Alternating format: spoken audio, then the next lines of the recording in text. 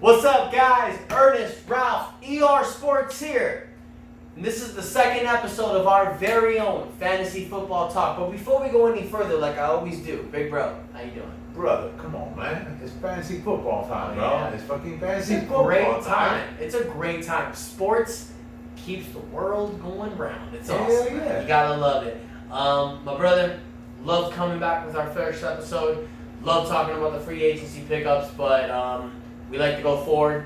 We Yeah. always like to think ahead. And guys, what we want to go ahead and talk about is now that we're approaching week 1, as of today, September 8th, we're coming to it, bro. I mean, obviously you had the Thursday games, but now it's officially football season. Yes, sir. So now we want to talk about specific players that you should look to trade away. Now, these are guys that if you watch this video before the 1 o'clock games and you want to throw a trade request, this is something you should look into. Or maybe Yup. the games go forward and these players that we talk about have pretty good games. This is something you should look for. Or to you're gonna trade. ball out. Absolutely. You Yeah. should look forward to trading for the future. My brother, I want to ask you, who is the number 1 player we want to target for trade? That should be interesting. Guys, so we seen the events that happened. Okay. Mr. Explain it for the people that are living under a rock. Okay, if you're living under a rock in the sports community and you haven't heard, there's been a situation that has unfolded to a Mr. Antonio Brown. Okay, the guy that went ahead, that got traded from Pittsburgh to the Raiders, got $30 million in guarantees. And do I really have to go in detail? Everything happened: frostbite, helmet, testicles, whatever, name it, whatever the fuck it is, bro. So many problems. And the Raiders officially released Antonio Brown, did not guarantee any of his money, and ended up in the New England Patriots. So, How the hell does that happen? you want to talk about a roller coaster ride? This guy went from being a second, third round pick, the number 1 in the Oakland Raiders, to going ahead and having his stock plummet to a point of being dropped from the Oakland Raiders, and now he gets scooped up from the Patriots. Now all of a sudden he's rocked it all the way up back to being. Yeah, people are prosperous. talking about, oh, it's 2007 all over again. It's going to be Tom Brady and Randy Moss, even though Tom Brady is 41 years old. Still, It's not the same Tom Brady. it's not, the but same it's, Tom it's Brady. Antonio Brown. This is a great receiver who can So catch look- an open look, spot. you Here we guys. go. Especially you, Mike. All right, if you're watching this video, all right, my man, you better listen to me and your other brother Ernie. All right, my man, you might laugh, you might crack us, but whatever. You know who you are, Mike. So, bottom line, this guys, Antonio Brown is a member now of the New England Patriots. So his stock went from plummeted all the way to freaking sub-zero Yeah. to cloud 9 right Big now. time, And big it's time. like, oh my God! So everybody's expecting, yes, he's the guy. He's gonna go ahead. He's gonna rock the fantasy world again. He's gonna be a number 1 receiver. Now, can he come in week 2? Because he's not gonna play week 1. In week 2, can he ball out? Yes. Even week 3, ball out. Guys, I'm gonna tell you one thing. His value right now is at an all-time level, especially joining Tom Brady and the New England Patriots. He might ball out in his first or second weekend, guys. I am still an advocate of saying that, you know what, if you can, guys, trade him. Absolutely. Trade him. Absolutely. Especially if he balls out, guys. If you could max out on value, trade him and get maximum value while you can. Because, you know, my brother, honestly, my man. And guys, if you're gonna go ahead by the time week 14, you're gonna rewind back to us and you'll be, you know, Ralph, you were dead wrong. You're discredited. You're honestly your perspective, your whole opinion, everything is disvalued. Okay, I'll own it. Yeah. But I'm gonna tell you guys right now, honestly, and I don't know if my brother agrees with me. He'll put his side in it right now, just in a second. But you know what, guys? I'm under the impression that, you know what? Take it at face value. His value again is rock high. You know what I'm saying? Let him have a great game and everything, and get max value and trade him before the next episode happens. That's my opinion. So there's an old saying that I go by in fantasy football. Let someone else deal with that bullshit. Thank you. Just like I said before. Let someone else deal Yo, with that I bullshit. in my 3 leagues, I did not take him in any league. And I know him joining the Patriots, I even texted my boy and said, you know what, you struck gold. That's just me telling him, you know what I'm saying? Try to keep his spirits upbeat. I don't think it's over. I could honestly see even in New England, something might resurface. Oh, with him. yeah. Another issue might resurface. And I said this guy's like, look, you know what? If there's any guy in the NFL could hold this guy in check, it has to be Bill Belichick. It has to. It's gotta be. I mean, if this guy is giving so much issues about a helmet and about this and about that, and he's gonna go to the Patriots and they're ran so strict there, they're ran under a tight knit rope. This dude's real free spirit. He's kind of a pain in the ass. So wasn't Gronk a pain in the ass? Yeah. At times, you know what I'm Man, saying? I mean, like was you it said- Randy Moss a pain in the ass sometimes? Yeah. And they balled out. But look how it ended, bro. Look how it ended. Well, Gronk, unfortunately, was an injury, but Randy Moss, we saw the acts that happened. Chad Ochocinco joining the Patriots. We saw that happen. Everybody saw the upside there. At the end of the day, the dude got cut. You know what I'm saying? Well, I don't think Antonio Brown is at that declining level that Chad Ochocinco is at this point, even though he is 31 on the wrong side of 30, but it's different from running backs in terms of wide receivers. I think Antonio Brown, if his head is on fucking straight, he can go ahead and produce at a high level, bro. But you know what? Everything I've seen out of Oakland, man, this kid is a fucking ticking time bomb. Yeah, man. I mean, Oakland did it the right way. They didn't want to give him special treatment. They felt that Exactly. everybody needs to work hard. But here's what New England did. They went, okay, they didn't want to give you the guarantee money. Here's what we're going to do. We're going to pay you $15 million, but we're going to give you $9 million straight up. Shut the fuck up, work hard, play. And you know what's going to happen. But he's in a new system. Yeah, man. He didn't do training camp with these guys. He At may be all. Antonio Brown. I get it. But people do slump off. So I feel, guys, if you are watching this video early Sunday morning, go to the teams in your league. See what you're missing. Throw an offer. Who knows? You might get something. So I don't know. I don't know. I don't know what player No, you're gonna it's go not for. about But who- we're talking Antonio Brown. I'll give you an example. Our buddy Mike C asked us the other day. Somebody threw him Zach Ertz for Antonio Brown. I'm giving you examples. But this is something that you can get a scenario where you can get maybe a potential RB1. You can go for a Josh Jacobs, Devontae Freeman, somebody that can fill your lineup, something that you need, and you can get rid of the bullshit.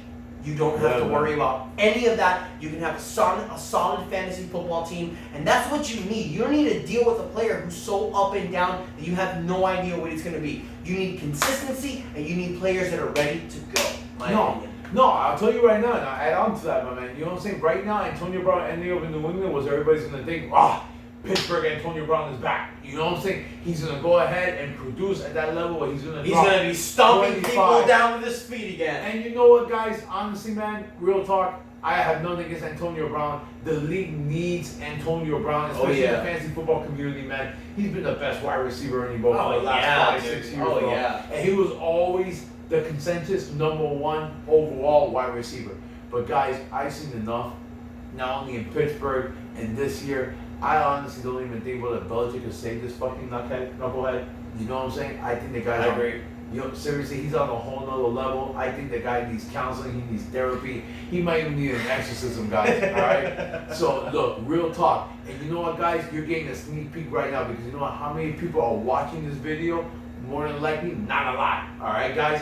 Because they're all following these Michael Fabiano, the Matthew Berries, the Yahoo Sports, all these guys, you know what I'm saying? They're all the pros. They're going to tell you that Antonio Brown's going to be the man this year. Me and my brother are the first, and you know what? We will own it. You can watch this video by week 14, week 15, and we will tell you guys, if you can and you can get maximum value for him, trade And go. Antonio Brown. We will Trade always him. tell you, you're going to hear from ER Sports all the time, get rid of the bullshit. However, not give him away.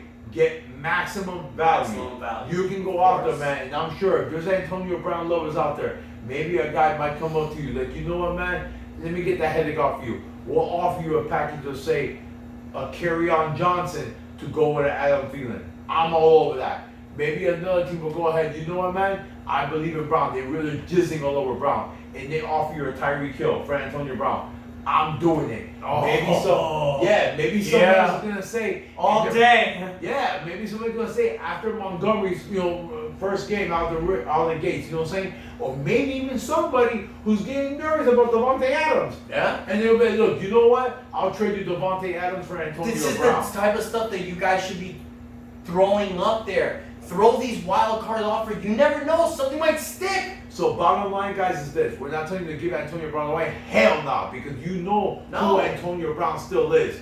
But if you could get maximum value for Antonio Brown, based on what he did last year and what people are seeing him on doing this upcoming season, guys, mark my words. This is not done with Antonio Brown. I agree. And if you can get maximum value, go for it, guys. You will thank us by the end of the Exactly. year. Like I said, guys, there were specific players that we named, but shoot for the stars. Go higher. Try to get a player that you really want. Who knows? What's the worst that's going to happen? Someone's going to tell you no? Whatever. Move on. And that's what we're going to do right now. So we went a little bit about Antonio Brown, but he's the hot topic. But we have a couple other players that we want to talk about. First guy on the list after Antonio Brown, Duke Johnson. The Duke. The Duke. Big Duke. With the Texans. Things are looking really big for him after the Lamar Miller ACL injury, bro. You're a former Miami Dolphin player. Oh, man, I hope you heal up really Duke, good. another UN player. Yeah, that's true, man. So Duke's got the starting gig. But I don't have the best confident feeling in him. And dude, they just signed Carlos Hyde. So he's working in a committee. People probably drafted him in the 6th or 7th round. Now, ever since Lamar Miller got hurt, his values got way higher. People are really looking really high on him. Let's say Duke Johnson goes out there, like you mentioned before we cut this video. Duke can go out there, can drop 24 points. But let's say Duke goes out there, drops 18, 20, 24 points. You have the hot hand to trade him and get some massive value, bro. Yeah. And all it costed you was your 6th round pick. So let me add on to my brother, guys. So look, I'm an advocate for Duke Johnson. Oh, I really am. I really feel Duke Johnson has really nice value, standalone value, and he's PPR gold. And you know what? I actually like him this year. But if you consider the hype that Duke Johnson is getting, if you see other people, they're talking the next coming of perhaps the best PPR running back coming out. They're talking about this high-powered offense, Duke Johnson. He's going to go ahead, he's going to rip it. He's going to be the lead guy. Guys, Duke Johnson's been in the league for years now, and he was in the league in Cleveland. In the league playing for the Cleveland Browns. And what did he do out of that? Yeah, he had some nice moments here and there. But he never showed the ability of being a lead running back. And guys, I still feel he is still not a guy that can lead your team in carries. Can he be your PPR guy? Can he go out there and be like that James Johnson and catch 8-9 balls a game? Absolutely. Is he a guy who's going to get you 18 to 22 carries a game? No, he's not built like that. And he's not a goal line back. So this is what we're trying to say in terms of training weight. We both like him. We like him as a player. We like his upside. We like his ability. But his standalone value right now, guys, if you can go ahead and you compare a Duke Johnson with another number 2 caliber wide receiver or a number 2 running back, you can go ahead and swing for the fences. I'm sure you pair up a Duke and maybe you went ahead and you drafted a Stephon Diggs. Yeah. You grab those two, brother. I have no doubt in my mind you could actually make a running and trade for a guy like Michael Thomas. Yeah. Trade a guy like Devontae Adams who came out and gave slow on Thursday night. You know what I'm saying? And it's all about that potential upside. Look, I will go ahead, you know what I'm saying, and I will throw it out there, man. If you have a Stephon Diggs and you have a Duke Johnson and you could snatch up a guy like Nick Chubb, I'm all over that.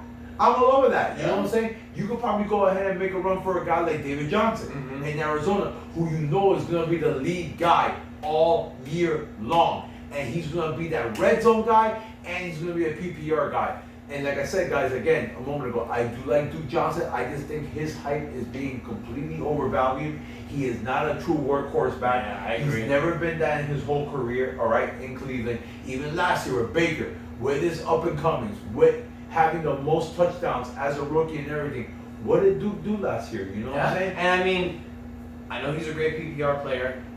I know they like him. Yeah. And I know he's not a goal line back, but it's like I told you earlier. There's a reason why they picked up Carlos Hyde. Exactly. Well, because he's not a goal line back. He's not an every and down they have back, a couple younger running backs that they want to go ahead and they want to mix in there as well. So, guys, bottom line is this. I don't want to be a hypocrite. We like Duke Johnson. We like the value that he can give you this year. But when I'm seeing this guy, one of my leagues, he got drafted in the 5th round. I'm sorry, guys. I'm passing. Exactly. I'm passing. We didn't take him in any of our leagues because 5th, 6th round was too high for us. And guys, the way we're trying to do it, the advice we're trying to give you, how you win your leagues, is doing stuff like this. You take your 6th, 7th round players, the one that ball out, and you take the people that had 1st and 2nd round players that didn't do so good in their week 1. These people start panicking. They're ready to pull the trigger, and you give them this value trade to them, and you sneak out with a winner all year long. These are things that you do. These are the little things that you do that helps you win. I think going for Duke Johnson with the trade, adding with a Stephon Diggs or a player like that, going for the stars, shooting high, why the hell not? What's the worst thing they can tell you? No. Exactly, guys. So I feel right now, believe it or not, before even playing a game, Duke Johnson's value is as high as it's going to be this year. It's not going to get any higher at this point. You know what I'm saying? Because at the end of the day, guys, unless he beats us in the first game, and then everybody goes crazy over. Of course, guys, these are all opinionated. These are all everything's opinionated. You know what I'm saying? But he has never shown a track record of having the ability of being a lead back. Now, even when he got to Houston this year, I felt that he had more value than Lamar Miller. I felt like he was going to go ahead and still be that PPR guy. Oh, yeah. So the only thing that changed with Lamar Miller was bringing in Carlos Hyde.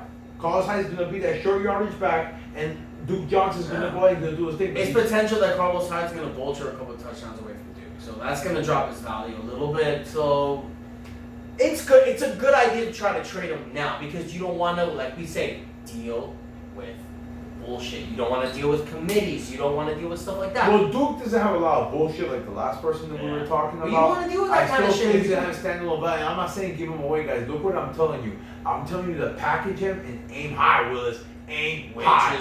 I'm not going to go ahead and preach you, okay, guys, you know what? I just don't believe Duke Johnson's a full-time running back. Why don't you go ahead and try to dangle him and try to go ahead and trade him for somebody like a Phillip Lindsay, or go ahead and trade him for somebody like potential with Miles Sanders in Philadelphia. I'm not trying to tell you guys you should give him away and not believe him at all. I'm just talking about based on the hype that he's getting and the projections that's going on out there. Yeah. I think they're almost unrealistic for him.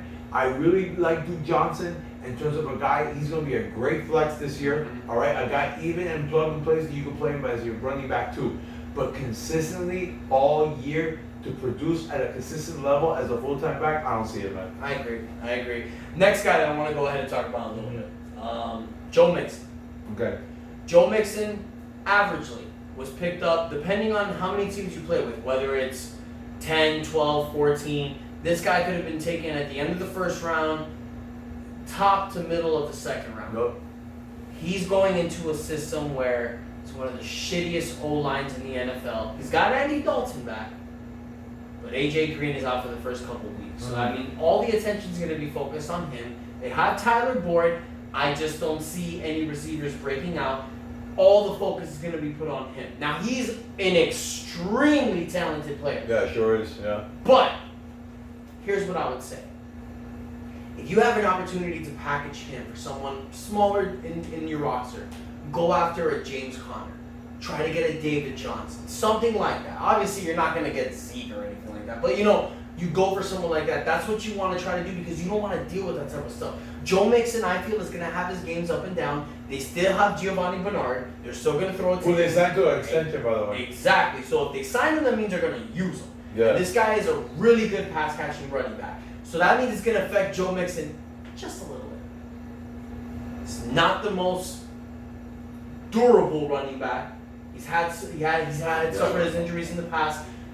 With the value that you got for him, I just feel that maybe you should look into making that trade. But maybe it's too soon. Maybe you want to wait it off a little bit. But I feel like his value is the highest right now. And if you could trade him for a James Conner, I feel I like a James Conner more. So, guys, let me tell you, I was actually a Joe Mixon guy before my draft started. I do believe in the talent, I do believe in the hype, and I do feel that he actually is one of the best talented running backs in football. I really do. Unfortunately, it's not enough talent to overcome the situation he's going through right now. So, we obviously know that A.J. Green is going to be out potentially for at least the first 3 weeks, maybe possibly the first 6 weeks of the year. So Tyler Boyd is their main guy at this time, so there's not a lot going on the outside. John Ross, but John has been waiting the best since he got to the league. That offensive lineman, that line that actually had potential to be really solid, lost 2-3 of their starters. So right now, not only do you have the receiving game in question, not only do you still have Andy Dalton, but you have the offensive line in shambles. You kind of have like Mixon really picking up the pieces. And with Mixon, bro, it's not about doubting his talent. I'm high on Mixon. Oh, he's amazing, dude. And I feel, but unfortunately, I just don't think he's amazing enough. You're gonna have to rely a lot on his pass catching. Yeah, he's not amazing enough though. And here's the thing with the pass catching. Where you mentioned a few seconds ago, you mentioned Gio Bernard. Gio Bernard got extended. So what does that mean? He's gonna continue to be that third down back. Yep. Okay, and they also got that rookie Trayvon Williams, who's actually showed some promise in the preseason as well. So they might actually go through a three-headed committee, which I do feel Joe Mixon's still the lead dog in that team. And Joe Mixon, I was hesitant about this man because I do believe in the talent. I do believe that Joe Mixon could be talented enough that he could possibly overcome some of these obstacles, but not enough, my brother, to warrant that first, second round pick. That's why I don't have Joe Mixon in any of my leagues. I'll draft him next year. But this year, unfortunately, guys, I don't see him coming out the gate even throughout the year. He'll have spot moments, he'll have games that, he'll show you that Joe Mixon can be the man, and he'll have other ones, man, that is just too much for him to overcome, guys.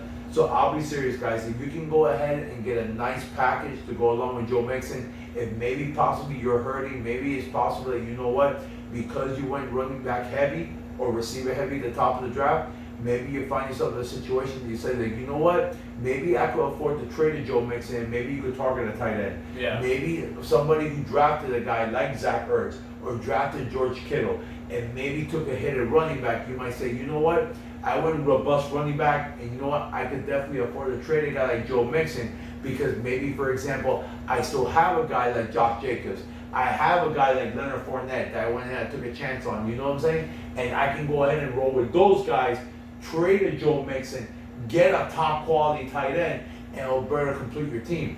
Or maybe at quarterback as well. Maybe you went ahead and you waited on quarterback and you ended up with a guy like a Kirk Cousins, like a Phillip Rivers, like a Matthew Stafford as your starting quarterback that you took in the 14th, 15th round, and you had the opportunity to go ahead and trade for somebody like a Baker Mayfield, all right? Or maybe you could trade for somebody like a Jared Goff, you know what I'm saying? Or maybe somebody, Aaron Rodgers, somebody along those lines, and you could flip a Joe Mixon for them now. Guys, I would definitely advocate for that, and I think that would be the best decision because unfortunately, I see a lot of rough days coming ahead. Yeah, man.